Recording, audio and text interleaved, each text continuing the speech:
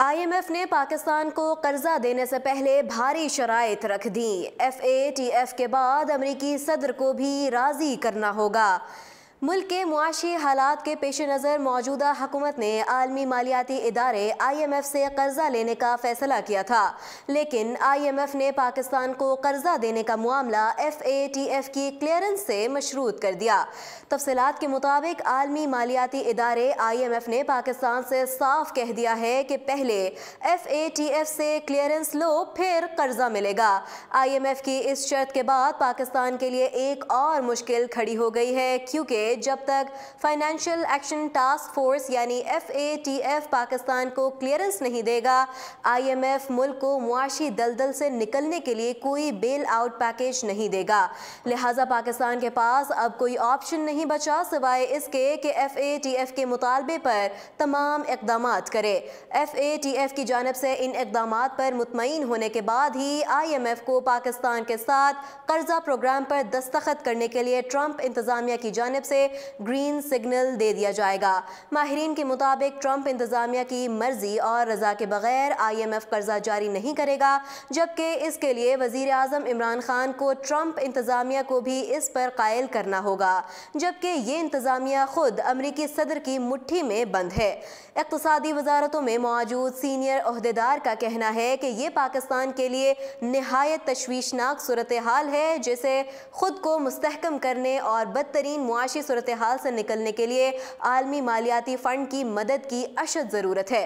تاہم وزارت خزانہ کے ترجمان ڈاکٹر خاقان حسب نجیب نے اس بات کی تردید کرتے ہوئے کہا کہ IMF نے اپنے قرضہ پروگرام کو پہلے FATF سے کلیئر کروانے سے مشروط نہیں کیا۔ ان کا کہنا تھا کہ IMF سے بات چیت جاری ہے اور بات چیت میں اہم معاملات پر ٹھوس پیش رفت ہوئی ہے اور فنڈ کے افراد سے مذاکرات واشنگٹن میں بھی جاری رہیں گے۔ تاہم سرکاری ذرائع کے مطابق پاکستان تحریک انصاف حکومت کی جانب سے یہ تذبذب یا ہچکچاہٹ کہ معاشی محاذ پر کیسے آگے بڑھا جائے نے بھی واقعتاً ملک کی معیشت کو بہت تباہ کیا۔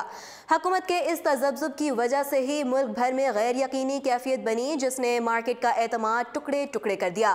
حتیٰ کہ وزیر خزانہ اسد عمر نے بیان جاری کر دیا ہے کہ پاکستان کے پاس اب دو آپشنز ہیں کہ یا تو IMF کے پاس جائے یا پھر دیوالیہ ہو جائے۔ واضح رہے کہ پاکستان تحریک انصاف کو اقتدار میں آنے کے بعد جن مشکلات کا سامنا تھا، ان میں سے ایک ملک کی معاشی صورتحال کو سدھارنا بھی تھا، جس پر تاحال قابو نہیں پایا جا سکا، اور ایک مہنگائی کا بم ہے جو عوام پر آئے روز پھٹتا جا رہا ہے، جس سے عوام کو بھی کافی پریشانی ہے۔ واضح رہے کہ مسلم لیگ نون کے مرکزی رہنما اور سابق وزیر خزانہ اسحاق ڈار نے حکومت کو مشورہ دیا کہ IMF کی ڈیمانڈ سمجھ نہیں آتی تو معاہدہ مت کریں، خدا را کوئی ایکشن لیں، قوم کو مہنگائی برداشت نہیں ہو پا رہی۔ اسد عمر 9 ماہ بعد بھی کہتے ہیں کہ انہیں معلومات ہی نہیں، مجھے سب معلوم ہے تو آپ کو کیوں نہیں۔ انہوں نے نجی ٹی وی کے ساتھ گفتگو کرتے ہوئے کہا کہ حکومت کو چاہیے کہ پہلے آپ اپنے گھر کو سیدھا کریں، آپ اپنے وعدوں کو پورا نہیں کریں گے تو مسائل ہوں گے۔ ان کا مسئلہ یہ ہے کہ یہ یو ٹرن ماسٹر ہیں، دنیا میں شاید ہی کوئی ایسا وزیر اعظم ہو جس نے اتنے یو ٹرن لیے ہوں۔ حکومت کو 9 مہینے ہو گئے لیکن آپ کو ابھی تک معلوم نہیں ہوا کہ کرنا کیا ہے۔ انہوں نے کہا کہ ان سے IMF کے ساتھ معاہدہ نہیں ہو رہا۔ انہوں نے حکومت کو مشورہ دیا کہ اگر آپ کو IMF کی ڈیمانڈ سمجھ نہیں آتی تو معاہدہ نہ کریں۔ انہوں نے کہا کہ یہ اب تک لاکھوں لوگوں کو بے روزگار کر چکے ہیں۔